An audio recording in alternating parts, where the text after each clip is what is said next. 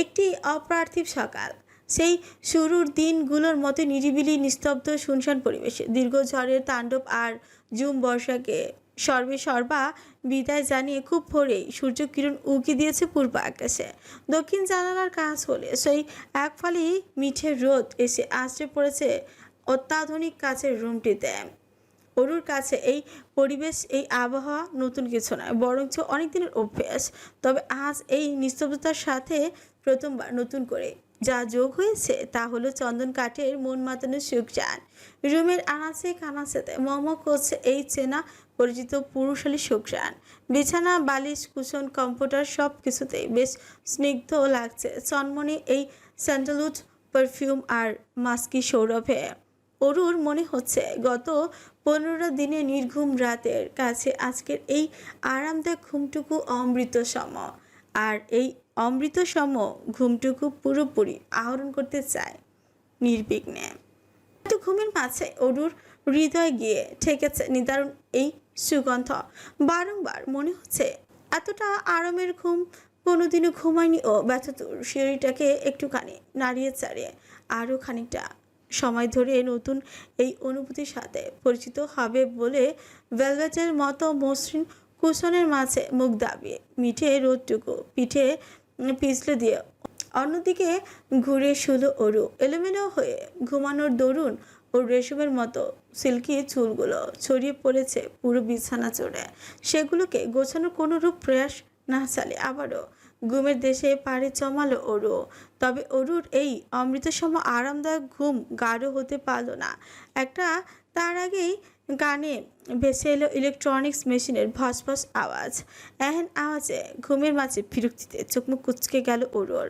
কোথাও থেকে এই আওয়াজের উৎস তার ঠাওর করার জন্য খানিকটা চোখ খুলল বচে। ঘুমের রেশ কাটিয়ে আর মোড়া ভেঙে চোখের পাতা খুলতে সফেদ রঙা সিলিংয়ের দিকে চোখ গিয়ে ঠেকলো ওর। যা দেখে হুট করে বড্ড অপরিচিত লাগছে ওর, কিন্তু চারিপাশে স্নিগ্ধ সুঘ্রাণটা বড়ই পরিচিত। অজ্ঞতায় ঘুমের ঘোর কাটে চারিদিকে চোখ ঘোরালো ও সঙ্গে সঙ্গে ওর মনে পড়ে যায় ঝড় আর বিশ্বস্নাত নির্ঘুম বিগত রাতের কথা। কিছু ঘোর লাগানো মুহূর্ত, আর তারপর জায়ান কৃতিকের অনেকটা কাছে চলে আসা। সব কিছু সুস্পষ্ট ওর মস্তিষ্কে এখন। সেসব কথা মাথায় আসতে তীব্র লজ্জার চোখ দুটো খেঁচে বন্ধ করে নিল ওরু। ওর যখন ঘনিষ্ঠ মুহূর্তের কথাই ভাবছিল ততক্ষণে ছক্কা লাগার মতো আরও একটা প্রশ্ন এসে মাথায় লাগলো ওর। মনে মনে ভাবল, তখন তো গাড়িতে ছিলাম, তাহলে এখন কোথায়? কথাটা ভাবার সঙ্গে সঙ্গে পুনরায় কানে ভেসে এলো সেই বিরক্তিকর ফসফস আওয়াজ। আওয়াজের উৎস খোঁজার জন্য অরু এবার চোখ ঘুরিয়ে চাইল ওয়াল মিররের দিকে। দেখলো ওর থেকে দূরত্বে আয়নার সামনে দাঁড়িয়ে হেয়ার ড্রায়ার দিয়ে ব্যাক ব্রাশ করে চুল শুকাচ্ছে কৃতিক। পরনে তার ট্রাউজার সেট। কৃতিককে দেখার সঙ্গে সঙ্গে অরু তড়িৎ গতিতে কম্পিউটারের মধ্যে মুখ লুকালো। মুখ ঢাকা দিতে দিতে নিচু স্বরে ভিড়ালো, নির্লজ্জ নির্দয় লোক। ওইদিকে অরু নরণচরণ টের পেয়ে কৃতিক হাতের কাজ চালাতে চালাতে ডাকলো, মিসেস অরোরা জায়ান। কৃতিকের এহেন সম্বোধনে কম্পিউটারের মাঝে বসে উষ্ণতায় ছেয়ে গেল অরুর সর্বাঙ্গ। লজ্জারা রক্তিম হয়ে ঘিরে ধরেছে অরুর মুখমণ্ডলের আনাচে কানাচে। সেই সাথে যোগ হয়েছে তলপেটের উড়ন্ত প্রজাপতি। লজ্জায় রাঙা হয়ে অরু যখন ছোটকা মটকা মেরে পড়েছিল তখনই পুনরায় ডেকে ওঠে কৃতিক। আয়নার দিকে তাকিয়েই বলে, এটা আপনার বাপের বাড়ি নয় মিসেস জায়ান, এটা আপনার স্বামীর বাড়ি। তাই 12টা পর্যন্ত ঘুমানোর বদভ্যাস দূর করতে হবে, কজ আপনার হাজব্যান্ডকে সকাল সকাল ভার্সিটি যেতে হয়। কৃতিকের এহেন খোঁচা মারা কথায় অরু আর শুয়ে থাকতে পারল না। অজ্ঞতায় মুখ কাচুমাচু করে উঠে বসে পিঠ ছেঁকিয়ে দিল খাটের ব্যাক স্ট্যান্ডে। ওর পরনে এখনও কৃতিকের সফেদ রঙা শার্ট, সামনের দিকে হাঁটুর দুটো বোতাম খোলা। অরু নিজের অপচু হাতে বোতাম দুটো লাগে একটু একটু করে চোখ উঁচিয়ে কৃতিককে দেখলো, অতঃপর মিনমিনে সুথল। বাসায় কি করে এলাম? কৃতিক এদিককে না ঘুরে জবাব দিল, ভূতে নিয়ে এসেছে তোকে। ওরও জানে কৃতিক মজা করছে, কিন্তু ওর কেন যেন কথা বলতে বেশ অস্বস্তি হচ্ছে। কথা তো দূরে থাক, কৃতিকের চোখের দিকে তাকাতো লজ্জা লাগছে এই মুহূর্তে। শান্ত সাবলীল চোখ দুটোর দিকে তাকালেই বারংবার মনে পড়ে যাচ্ছে কাল রাতের অশান্ত আর ঘোর লাগানো দৃষ্টিপাতের কথা, যা অরু উপেক্ষা করতে পারে। নিজের অজান্তে আপন করে নিয়েছিল সেই মিষ্টি যন্ত্রণাটুকু, অথচ এখন সেসব কথা মনে পড়ে লজ্জায় মরে যেতে ইচ্ছে করছে অরুর। অরু চুপ হয়ে আছে দেখে কৃতিক বলল, ঘুম না হলে ঘুমাতে পারিস, ডিস্টার্ব করব না। অরু না সূচক মাথা নাড়ে মিনমিনিয়ে বলল। কৃতিক আপনার মাথার ব্যান্ডেজ কোথায়? বলল। অরু ফ্রেশ হওয়ার ছিল তাই খুলে ফেলেছি। সুকুচ গেল। তাই বলে পুরো ব্যান্ডেজ খুলে ফেলতে হবে? আপনি এত ছন্ন ছাড়া কেন বলুন তো? বলল। অরুর কথায় কৃতিক এবার ঘুরে তাকিয়ে ছোট ছোট চোখ করে বলল, কাল পুরোপুরি স্বামীর অধিকার দিয়েছিস আর আজই শাসন করার স্টার্ট।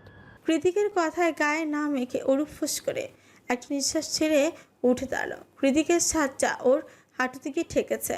অরু সেটাকে টেনে হিঁচড়ে আরো খানিকটা নিচে নামাতে লাগলো। বললাম। এখানে তো আমার কোনো জামা কাপড় নেই, কি পরবো? কৃতিক বলল। ক্লজেট ভর্তি জামা কাপড় আছে, যা খুশি পর গিয়ে। ওগুলো তো আপনার, আমি কিভাবে পরবো? কৃতিক এবার ম্যাকবুক নিয়ে ডিভানের উপর বসতে বসতে বলল, আমার যা তাই তোর, এখন থেকে আমার ড্রেসই পরবি তুই, সব তোর।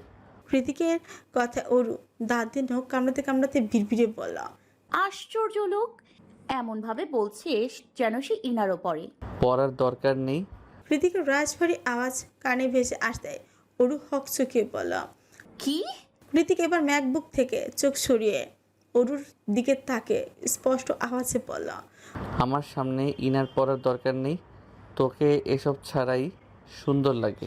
ওর এহেন কথায় অরু দ্রুত মাথা নিচু করে ওয়াশরুমের দিকে যেতে যেতে বলল, নির্লজ্জ বেহায়া লোক, মুখে লাগাম নেই কোনো। ওনার লজ্জা নাই থাকতে পারে, তাই বলে কি আমারও নেই? তবে ওয়াশরুমে ঢোকা হলো না অরুর। তার আগে ওর চোখ আটকালো পায়ের নুপুরে। পা দুটো এদিক ওদিক ঘুরিয়ে নুপুর জোড়া ভালো মতো বড় করে অস্ফুট স্বরে অরু বলল। অদ্ভুত তো, আমার নুপুরগুলো এমন সোনালি রঙের হয়ে গেল কেন? অরুর কথা কৃতিক ডিভান ছেড়ে উঠে এসে ওর সামনে দাঁড়িয়ে দু পকেটে হাত গুজে বলল, অরু আর কবে বড় হবি অরু? তুই বড় হতে হতে তো আমি বুড়ো হয়ে যাব। মাথা তুলে করুণ সুরে বলল। কৃতিক কেন, কি হয়েছে? ঠোঁট কামড়ে বলল, মনে না কিছু না, আমার পিচ্চি বউ শোনা আর রূপার পার্থক্য বোঝে না, তাই বললাম আর কি। অবশ্য দোষটা আমারই। মনে ভাবল। যখন পড়িয়েছিলাম তখন তুই ঘুমের ঘরে ছিলি, জানার কথাও নয়। কৃতিকের কথায় মন খারাপ হয়ে গেল অরুর। ও মুখ কালো করে শুধল। এইভাবে কেন বলছেন? কি করেছি আমি? অরুর কথায় কৃতিক বলল, কিছু করিসনি, হেঁটে যেতে পারবি নাকি হেল্প করব? আবারও সেই লাগাম ছাড়া কথাবার্তা।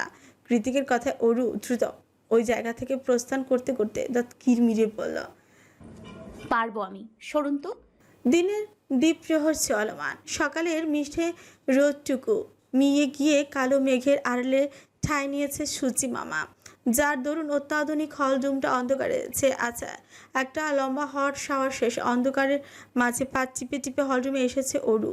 নিচে নেমে কোনো কিছু না ভেবে সবার আগে স্ফটিকের সবগুলো আলো জ্বালিয়েছে ও এবার সবকিছু পরিষ্কার দেখা যাচ্ছে। ফিকে হয়ে যাওয়া নিরিবিলি রুমে উপস্থিত মাত্র দুজনার। অরু পাশ ঘুরে কাউচের দিকে তাকিয়ে দেখলো কৃতিক কাউচে পিঠ থেকে মেঝেতে বসে বসে বাইক রেসিং গেম খেলার প্রস্তুতি নিয়েছে।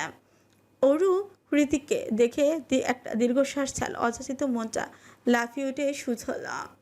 আপনি কি করে থাকেন এতটা একা একা? কষ্ট হয় না বুঝি? অরু সেই তখন থেকে করুণ চাহনিতে তাকিয়ে আছে দেখে গেমটা পজ করে কানে হেডফোন নামিয়ে কৃতিক বলল, এইভাবে ডিস্ট্রাক্ট করতে মন চাইলে রুমে চল, আমিও একটু মন ভরে দেখি তোকে। কাল রাতে মন ভরেনি। কৃতিকের কথা গায়ে না মেখে অরু কিচেনের দিকে যেতে যেতে বলল। খিদে পেয়েছে, কি রান্না করা যায় বলুন? অরু কিচেনের দিকে দু কদম এগিয়ে যেতে কঠিন সুরে বাদশাদে কৃতিক ওকে আর এক পাও বাড়াতে না দিয়ে কৃতিক বলে, খবরদার কিচেনে যাবি না তুই। কৃতিকের কথায় অরু সুকুঞ্চিত করে পেছনে তাকিয়ে শুধল। কিচেনে না গেলে রান্না কিভাবে করব?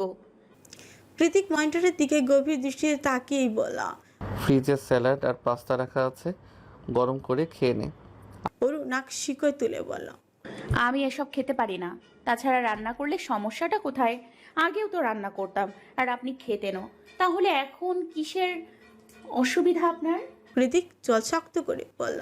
আগের কথা ভুলে যা, এখানে তোকে রান্না করার জন্য আনিনি আমি। অরু কিচেন কাউন্টারে হেলান দিয়ে দুহাত বুকে ভাঁজ করে বলল। তাহলে কেন এনেছেন আর শুনি?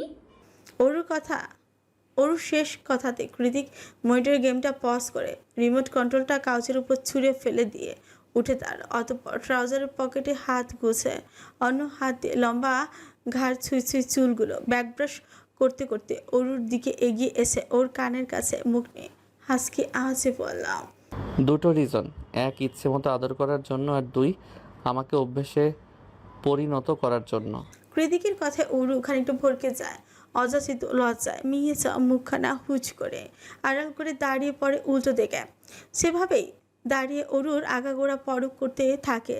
কৃতিকের ক্লোজেটে কালোর সমাহার, সেখান থেকে বেছে নিয়েছে একটা ব্ল্যাক ওভারসাইজ টি শার্ট আর একটা থ্রি কোয়ার্টার পরেছে অরু। কৃতিকের থ্রি কোয়ার্টার অরুর ফুল প্যান্টে পরিণত হয়েছে। দেখতেও বেশ কিউট লাগছে ওকে। অরুকে ভালো মতো পরক করে ওর কানের কাছে মুখ নিয়ে কৃতিক খিসিয়ে বলে উঠছে। আমার ড্রেসে তোকে মারাত্মক লাগছে। হার্টবিট, এখন থেকে আমার সামনে অন্য কিছু পরার দরকার নেই। অন্য কিছু পরার দরকার নেই মানে? এ আবার কেমন কথা? অরু কি এখন সারা জীবন এসব দানবীয় সাইজের পোশাক আশাক করে পরে ঘুরে বেড়াবে নাকি? আশ্চর্য! মানুষ কি বলবে? কথাটা ভেবে বিরক্ত হলো অরু। বিরক্তিতে চির ফিরিয়ে পেছনে ঘুরে কৃতিককে হালকা ধাক্কা মেরে সরিয়ে কাউচে গিয়ে বসতে বসতে পড়ল। খিদে পেয়েছে তো আমার, সালাদ খেতে পারবো না, অন্য কিছুর ব্যবস্থা করুন।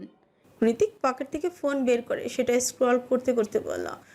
আমি রান্না টান্না করতে পারি না। কি খাবি বল, অর্ডার করে দিচ্ছি। ওরও এক ঝলক কৃতিককে পরখ করে কিছু একটা ভেবে বলল। আপনি আপনি তার আগে এদিকে আসুন। ওর আকস্মাত সম্বোধনে কৃতিক ফোন থেকে নজর সরিয়ে প্রশ্নসূচক দৃষ্টি নিক্ষেপ করে বলল। সিরিয়াসলি তুই আমাকে কাছে ডাকছিস? তাহলে কাল এত কান্নাকাটি করার কি মানে ছিল ওরু? আবারও সেই ভুলভাল কথা টানছে কৃতিক। এই লোকের মাথায় আর কিছু নেই নাকি?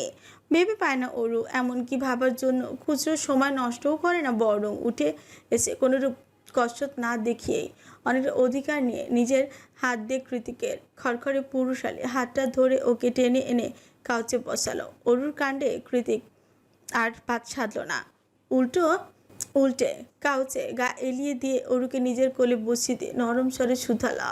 এখানে কেন? অরু পেছনে ঘুরে কৃতিকের ক্ষতস্থানে আলতো হাত বুলিয়ে বলল।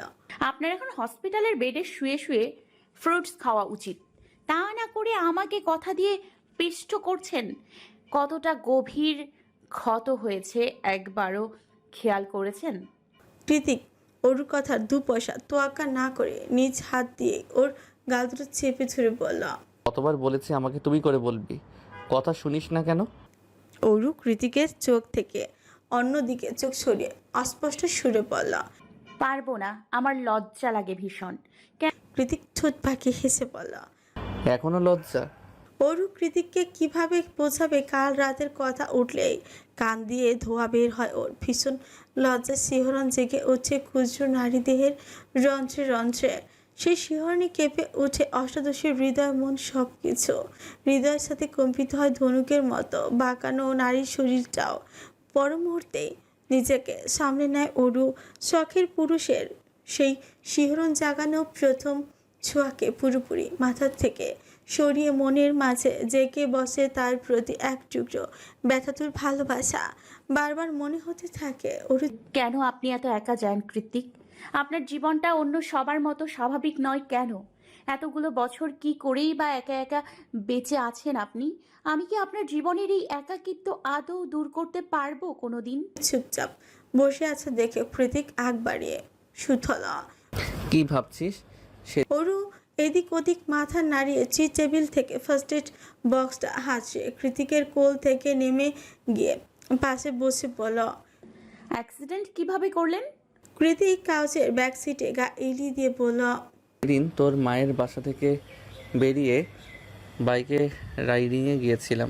ইম্পর্টেন্ট ম্যাচ ছিল তাই না করতে পারিনি, হয়তো মেন্টালি ডিস্ট্র্যাক্ট ছিলাম, তাই নিজের উপর কন্ট্রোল ছিল না। কৃতিকের কথায় ভয়ের চোটে অরুর শরীর লোমকূপ দাঁড়িয়ে গেল। কোনো মতে ওর মাথায় সফেদ ব্যান্ডেজের আস্তর লাগাতে লাগাতে অরু বলল, আপনার রাগটাকে ভীষণ ভয় করে আমার। কোনোদিন যদি অরুর কথা শেষ করতে পারল না, আর তার আগেই ওকে টান মেরে নিজ বুকের উপর ফেলে দিয়ে কৃতিক আগের মতো করে হিসিয়ে বলল। নিজের হার্টবিটকে কেউ আঘাত করে? অরু ঠোঁট ফুলিয়ে বলল, তাহলে নিজেকে কেন করছেন?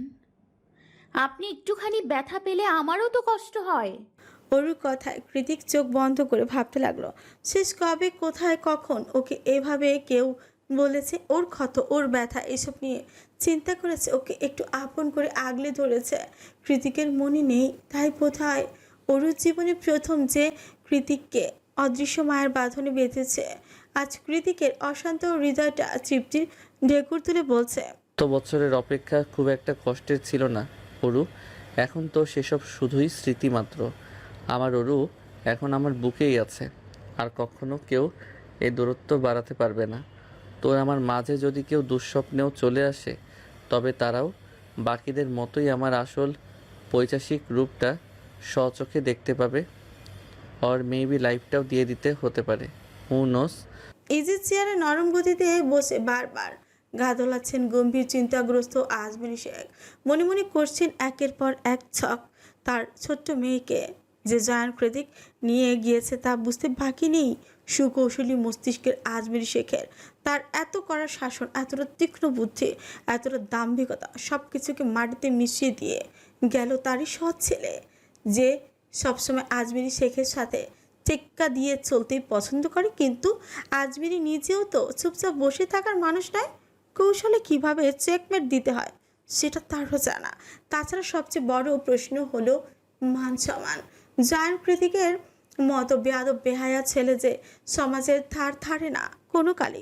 তার দ্বারা সবই সম্ভব, নিজের সৎ বোনকে বিয়ে করাও সম্ভব, কিন্তু আজমিরি শেখের চরিত্র পুরোপুরি কৃতিকের বিপরীত।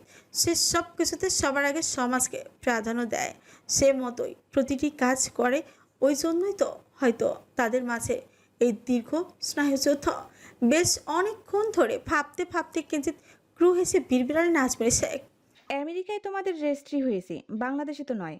এখন আমিও যদি তোমার মতো কৌশলের চাল চালি, তাহলে কি করবে তুমি জায়ান কৃতিক চৌধুরী? আকাশে শুক্লপক্ষের মস্ত বড় চাঁদ উঠেছে, তার চারিপাশে তারকারাজির নির্ভীক অবস্থান। মিটিমিটি জ্বলন্ত তারকারাজি আর চাঁদের রূপলি আলোয় ভেসে যাচ্ছে নির্জন পাহাড়ি শহরতলির রাস্তাঘাট। ভোরের দিকে সেই যে এক পশলা ঝুম বৃষ্টি হলো, তারপর থেকে আকাশ পরিষ্কার। রাতের আকাশে পেঁজা তুলোর মতো উড়ো মেঘের আড়ালে ক্ষণে ক্ষণে গা ঢাকা দিচ্ছে শুক্লপক্ষের সুন্দরী চাঁদ তাই জ্যোৎস্না রাতের নিয়ন আলো ছাপিয়ে একটু একটু আলোয় ছায়া এসে খেলা করছে পর্দা সরিয়ে রাখা অত্যাধুনিক মাস্টার বেডরুমের আনাচে কানাচে। অরু আজ সন্ধ্যা হতে না হতে রুমের সব কয়টা আলো নিভিয়ে পাড়ি দিয়েছে ঘুমের দেশে। যদিও বা কৃতিক মুখে অনেক কিছুই বলেছিল, তবে কার্যত অনলাইনের অরুর সব রকম প্রয়োজনীয় জিনিস অর্ডার করে দিয়েছে সে। কারণ আর যাই হোক, অরুকে কোনোরূপ অস্বস্তিতে দেখতে চায় না কৃতিক, তাও ওর নিজের বাড়িতে বসে। যেমন আজ সারাদিন অরুর ভীষণ মন খারাপ ছিল। কৃতিকের ভয়ে বেচারি বলতেও পারছিল না যে ও আপা আর মাকে মিস করছে। দুদিন ধরে অরু নেই, তারা কি করছে, কেমন আছে, আদৌ অরুকে খুঁজছে কিনা, সব কিছু নিয়েই দুশ্চিন্তাগ্রস্ত অরুও। সেদিন হৃদ মাঝারে সদ্য গজিয়ে ওঠা প্রণয়ের টানে কৃতিকের সঙ্গে চলে এলেও এখন মা আর আপার কথা মনে পড়তে হৃদয় খামচে উঠে ওর। বুকের মাঝে দানা বাঁধে কষ্টেরা, সেই কষ্ট প্রতিফলিত হয় ওর চোখে মুখে। ওর চুপসে থাকা মলিন মুখ দেখে কিছুটা হলেও ঘটনা আঁচ করতে পারে কৃতিক, কিন্তু ওর তো কিছু করারও নেই। অরুকে যেতে দেওয়া কিংবা ভুলে যাওয়া দুটোই পুরোপুরি অসম্ভব কৃতিকের পক্ষে। কারণ কৃতিক ভালো করে জানে অরুকে যেতে দিলে ও নিজেই বাঁচবে না। তবে কৃতিক তো ভারী কঠিন হৃদয়ের মানুষ, তাই নিজের দুর্বলতাটুকু পুরোপুরি আড়াল করে একটা টিভি আনিয়ে সেটাকে সেট করে দিয়েছে হলরুমের মাঝ বরাবর। নিজের গেমিং মনিটরের পাশে এত বড় টিভি দেখে অরু যখন শুধলো, এটা কেন এনেছেন? কৃতিক জবাবে, বউয়ের আঁচল ধরে বসে থাকার মতো টাইম আমার নেই, তাই সময় কাটানোর জন্য এনে দিয়েছি। আমি যখন না থাকবো তখন বসে বসে নেটফ্লিক্স দেখবি। তখন কৃতিক জবাবে বলে। কৃতিকের গমগমে রুষ্ট কথায় মেজাজটা কিটমিটে হয়ে উঠল অরুর। তবে এখন পর্যন্ত ঝাঁঝিয়ে তেতো গলায় কথা বলার সাহস হয়ে ওঠেনি ওর। তাই অরু সহসাই স্বাভাবিক কণ্ঠে বলল, সময়ই যখন নেই তাহলে অমন মাঝরাতে রাস্তা থেকে নিয়ে এলেন কেন? কৃতিক রিমোট কন্ট্রোলটা ভালো করে চেক করতে করতে জবাব দেয়, থাকতে পারছিলাম না, তাই তোকে দেখতে ইচ্ছে করলে হাজারটা ব্যস্ততাকেও পায়ে ঠেলে দিতে পারি আমি। তাই আমার ফিলিংস নিয়ে এত ভাবতে হবে না তোর। নিজে কেন বাংলার পাঁচের মতো মুখ বানিয়ে রেখেছিস সেটা নিয়ে ভাব। অরু আর জবাব দিল না। কৃতিকের সাথে বেহুদা তর্ক করার এনার্জিও নেই ওর। মনটা বেশি আছে সেই সকাল থেকে। তাই কথা না বাড়িয়ে গটগট করে সিঁড়ি ডিঙিয়ে দোতলায় চলে গেল অরু। দোতলায় গিয়ে কৃতিকের রুমের দিকে আর পা বাড়ালো না ও, বরং উল্টো ঘরে বিপরীত পাশে ওর আর অরুর জন্য বরাদ্দকৃত সেই আগের রুমটায় প্রবেশ করে বিছানা গা এলিয়ে দিতে নিঃশব্দে তলিয়ে গেল ঘুমের দেশায়। অন্য রুমে গিয়ে শুয়ে পড়েছে। ব্যাপারটা নজরে আসতে কৃতিকের তীক্ষ্ণ চোয়ালটা শক্ত হয়ে উঠল। আকস্মাৎ রক্ত টকবগিয়ে উঠল ধমনী শিরায় শিরায়। এমনিতে অরুর বিষণ্ণ মুখ আর উদাসীনতায় কৃতিকের মেজাজটা বিগড়েছিল সারাদিন। তার উপর এখন আবার অরুর এমন কাণ্ড। কৃতিকের শক্তপোক্ত চড়া বক্ষ ছাড়া অরু অন্য কোথাও মুখ দাবি ঘুমাবে, সেটা বোধহয় কৃতিক কল্পনা তো ভাবতে চায় না। আর অরু কিনা একদিনের মাথায় অন্য রুমে গিয়ে শুয়ে পড়ল। কথাটা ভাবতে ক্রোধটা ফুঁসে উঠে তুঙ্গে এসেছে ওর। হঠাৎ বেড়ে ওঠা তীব্র ক্রোধটাকে কোনো মতে ছুঁচ কামড়ে সংবরণ করে দু আঙুলে নিজের গলাটা ঘষতে ঘষতে কিছু একটা ভাবল কৃতিক। অতঃপর চট করে উঠে চলে গেল দোতলায় অরুর ঘরের দিকে। প্রকট আক্রোশে আর চরম বিরক্তি নিয়ে রুমের মাঝে পা বাড়াতে ঘুমন্ত অরুকে দেখা মাত্র পা দুটো সহসা ধীর হয়ে যায় কৃতিকের। সেই সাথে মস্তিষ্কে জ্বলন্ত ক্রোধ ভাজি পড়ে তৎক্ষণাৎ রুমের পর্দাগুলো আলগোছে ছেলে ধীর পায়ে ঘুমন্ত নিষ্ফল চোখের অরুর দিকে এগিয়ে আসে কৃতিক। খানিকক্ষণ সেই ঘুমন্ত মুখটা মন দিয়ে পরখ করে ওকে দু হাতে তুলে নিয়ে নিজের রুমের দিকে ফিরে যেতে যেতে হিসিসি কৃতিক বলে, তোর ঘুম তোকে বাঁচিয়ে দিল অরু, নয়তো আজ আমি তোর ঠিক কী হাল করতাম সেটা নিজেও জানি না। আজ তুই টের পেতিস জায়ান কৃতিকের রোম্যান্স আদতে কতটা মারাত্মক। যেটা সহ্য করতে পারবি না তার জন্য উইশ করিস না হার্টবিট, কষ্টটা তোরই হবে। অরু সন্ধ্যাবেলা ঘুমিয়েছে আর এখন রাতের শেষ প্রহর চলমান। ঘড়ি কাটায় ঠিক কয়টা বাজে জানা নেই অরুর। জানার অবশ্য কথাও নয়। ও তো ঘুমের ঘোরে বুঁদ হয়ে আছে এখনো। কিন্তু আশ্চর্যের বিষয় হলো অরুর মনে হচ্ছে কয়েক ক্রোশ দূর থেকে ওকে কেউ গলা উঁচিয়ে ডাকছে। গলার আওয়াজ স্পষ্ট নয়। তাই অরু এবার ঘুমের ভ্রম কাটিয়ে একটু সচকিত হলো। অতঃপর খেয়াল করে শোনার চেষ্টা করলো সেই দূরের আওয়াজ। এবার চোখ বুজে সুস্পষ্ট আওয়াজ ভেসে এলো অরুর কানে। কয়েক ক্রোশ দূর থেকে নয়, বড় খুব কাছ থেকে, একেবারে কানের কাছে মুখ ঠেকে হাসকি স্বরে ডাকছে, কৃতিক আমার ঘুম পড়ি, উঠে পড়ো। কৃতিকের তপ্ত নিঃশ্বাস আর আলতো ছোঁচের পরশ ক্রমশই কানে গলায় এসে স্পর্শ করছে ওর। কৃতিকের এহেন নেশা ধরানো স্পর্শে অগতায় ঘুম ছুটে গেল ওর। ওচ্ছট করে চোখ দুটো খোলা সিলিংয়ের দিকে তাকে প্রশ্ন ছিল, কি বললেন আবার বলুন? কৃতিক উঠে দাঁড়িয়ে নির্বিকার ভঙ্গিতে বলল, ওর বলেছি অনেক ঘুম হয়েছে, এবার উঠে পড়ো, বের হব আমরা। স্পষ্ট মনে আছে কৃতিক বেশ নরম গলায় আদুরি ভাষা সম্বোধন করছিল ওকে, অথচ এখন তার পুরোপুরি বিপরীত। তবে এসবের বাইরেও যে প্রশ্নটা সবার আগে ওর মস্তিষ্কে গিয়ে ঠেকলো সেটা হলো, এই ভোর রাতে কোথায় যাবেন উনি? ওর ভাবতে ভাবতেই দেখে কৃতিক বলল, এখন আবার দিবা স্বপ্ন দেখা শুরু করলি নাকি? ওর শোয়া ছেড়ে উঠে বসে শুধ হলো। এত রাতে কোথায় যাব? কৃতিক অরুকে বাচ্চাদের মতো করে কোলে তুলে নিয়ে বাড়ির দিকে এগোতে এগোতে বলল, আমি যেখানে নিয়ে যাব, যেদিকে নিয়ে যাব, যে দেশে নিয়ে যাব, ইভেন মরতে নিয়ে গেলেও সেখানেই চুপচাপ যাবি তুই, without any question or any doubt. Aru নিজের ঝিমছড়া ঘুমু ঘুম মাথাটা কৃতিকের কাঁধের উপর এলিয়ে দিয়ে মনে মনে বলে, করব না, কখনো কোনো প্রশ্ন করব না। যেখানে খুশি নিয়ে যাও, যেখানে খুশি নিয়ে যাও, শুধু এইভাবে নিজের বুকের মাঝে আগলে রেখো। আমি চোখ বন্ধ করে অনুসরণ করব তোমায়, ইভেন উইথ এবং উইথাউট এনি কোয়েশ্চেন। হাইয়ে রাস্তা ধরে হাওয়ার গতিতে ছুটে যাচ্ছে ইয়ামাহা খচিত গাঢ় নীল রঙের বাইকটা। স্পিডোমিটারের গতি তখনও 100 কাটা ছুঁয়ে ছুঁয়ে। অরু শক্ত করে জড়িয়ে ধরে রেখেছে কৃতিককে। ও জানে না কৃতিক ওকে ঠিক কোথায় নিয়ে যাচ্ছে। তার উপর ঘুমের রেশ এখনো কাটেনি ভালো করে। কি করেই বা কাটবে? ভোরের আলো ফুটতে এখনো ঢের বাকি অজ্ঞতা। নিজের চাল সামলানোর জন্য কৃতিকের পিঠে মাথা ঠেকিয়ে জুবুথুবু হয়ে বসে আছে অরু। ওর পরনে এখনো কৃতিকের কালো রঙের টি শার্ট আর থ্রি কোয়ার্টার। কৃতিকের পরনে ওই একই রঙের ক্লেভিন ক্লাইন খোসেতো টি শার্ট। দেখে মনে হচ্ছে ওরা দুজনই পরিকল্পনা করে একই রকম কাপড় পরিধান করে বেরিয়েছে, যাকে বলে ম্যাচিং ম্যাচিং। ঘণ্টা খানিকের দুর্বার রাইডিং এর পর বাইক এসে থামলো একটা পাহাড়ি রিসোর্টের সামনে। সুউচ্চ পাহাড়ের চূড়ায় তার অবস্থান। অন্যদিকে দিয়ে এলে সোজা রিসোর্টের গেটেই গাড়ি দাঁড় করানো যেত। অযথা এতখানি ঘুরে এই পাহাড়ি রাস্তার ঢালে বাইক থামানোর কি মানে আছে জানে না ওরও। টাঙানো রিসোর্টে টাঙানো ল্যান্টার্নের আর ফেরি লাইটের কৃত্রিম আলোয় পাহাড়ের চূড়া থেকে শুরু করে আঁকাবাঁকা রাস্তা অবধি যত দূর চোখ যায় সব কিছু ঝকঝক পরিষ্কার। ওর চারিদিকে চোখ বুলি কৃতিককে সুথল। এখানে কেন নিয়ে এলেন? এখান থেকে হেঁটে হেঁটে সিঁড়ি ডিঙিয়ে অত উপরে উঠতে গেলে জান বেরিয়ে যাবে, আমি পারবো না। তাহলে কৃতিক নিজের হেলমেট খুলে বাকেট হ্যাটটা পরে নিয়ে তীক্ষ্ণ আওয়াজে বলল। ওকে উঠতে বলেছি আমি। ওর মুখ কাঁচুমাচু করে বলল। কৃতিকা জবাব দিল না অরুর প্রশ্নের, বরং এগিয়ে এসে অরুকে কোলে নিয়েই একে একে সিঁড়ি ভেঙে উঠতে লাগলো পাহাড়ের চূড়ায়। কৃতিকের এহেন কাণ্ডে অরু চোখ কপালে উঠে গেল। অরুর চোখ কপালে উঠে গেছে। সেই সাথে শুকিয়ে গিয়ে গলার তরলটুকু নিজের শক্ত হাতে কৃতিকের গলা জড়িয়ে ধরে জিভ দিয়ে অদর ভিজে কম্পিত কণ্ঠে অরু বলল, এভাবে কোলে নিয়ে অত উপরে ওঠাটা রিস্ক হয়ে যাচ্ছে না?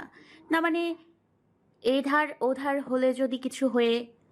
কৃতিক অরুর দিকে না চেয়েই পা চালাতে চালাতে জবাব দিল, মরলে দুজন একসাথে মরবো, আর কোনো আফসোস থাকবে না, সেটাই ভালো নয় কি? কিন্তু আপনার তো আমাকে নিয়ে উঠতে কষ্ট হচ্ছে। কৃতিক অরুকে এক ঝলক দেখিনি উপরে উঠতে উঠতে বলল, আমি একবারও বলেছি তোকে কোলে নিয়ে উপরে উঠতে আমার কষ্ট হচ্ছে? কৃতিকের কথায় অরু না সুযোগ মাথা নাড়ল। কৃতিক পুনরায় বলে, তাহলে বেশি বোঝা বন্ধ কর, নয়তো মায়ের খাবি। কৃতিকের এহেন কথা অভিমান হলো অরুর। আগে সম্পর্ক যাই ছিল মানা যায়, কিন্তু এখন তো স্বামী হয়ে গিয়েছে। এখনো কি না কৃতিক মারতে চায় ওকে? ব্যাপারটা বেশ অপমানজনক আর লজ্জার। স্বাভাবিকভাবে অরুরও খারাপ লেগেছে, তাই দরদ দেখানোর সকল ইচ্ছেকে জলাঞ্জলি দিয়ে আর একটা কথাও না বাড়িয়ে চুপচাপ ওই কৃতিকের কোলে বসে রইল অরু। কৃতিক যখন পাহাড়ের চূড়ায় এসে অরুকে কোল থেকে নামিয়ে দেয় তখনও ভোরের আলো ফুটেনি। রিসোর্টের আবছা আলোয় অরু চারিদিকে তাকিয়ে বুঝতে পারে জায়গাটা সংরক্ষিত, কিন্তু আপাতত কোনো মানুষের আনাগোনা নেই এখানে। পেছনে অবস্থিত সফেদ রঙা কটেজগুলোর ব্যাক ইয়ার্ডটা বেশ সুন্দর এবং সুসজ্জিত, আর সামনে রয়েছে বিস্তৃত খোলা আকাশ। অরু যেখানে দাঁড়িয়ে আছে সেখান থেকে কয়েক কদম এগুলি গভীর খাদ। সেদিকে ভুলক্রমে উকি দিলেও পিলে চমকে ওঠে অরুর শির দ্বারা দিয়ে বয়ে যায় শীতল ঠান্ডা স্রোত। অথচ সেখানে গিয়েই দুপা দুলিয়ে বসেছে কৃতিক। বসে থেকে আঙুলের ইশারায় ডাকলো অরুকে। কৃতিকের ইশারা বুঝতে পেরে অরু না সূচক মাথা নাড়িয়ে বলল, আমি ওখানে যাব না, আমার ভয় করছে। তাছাড়া নিচের দিকে তাকালেই আমার কেমন গা গুলিয়ে ওঠে। কৃতিক খানিকটা দূরে দাঁড়িয়ে থাকা অরুকে আশ্চর্য কণ্ঠে শুধাল। আমি থাকতে ভয় কিসের তোর? কৃতিকের এই একটা বাক্যই যথেষ্ট ছিল অরুর আত্মবিশ্বাস ধরে রাখা চল। অরু জানে জায়ান্ট কৃতিক বেঁচে থাকতে অরুর শরীরে বিপদের সূক্ষ্ম আঁচও লাগতে দিবে না। অবশেষে সে বিশ্বাসের দৃঢ়তা থেকে সহসা এগিয়ে গিয়ে সাবধানে কৃতিকের গা ঘেঁষে পাহাড়ের চূড়ায় বসে পড়ল অরু। অরু বসার সঙ্গে সঙ্গে ওর কোলে মাথা এলিয়ে দিয়ে কচি ঘাসে আবৃত মাটির উপর শুয়ে পড়ে কৃতিক। কৃতিকের এহেন কাণ্ডে অরু ধরফরিয়ে উঠে বলল। কি করছেন? খাদে পড়ে যাবেন তো।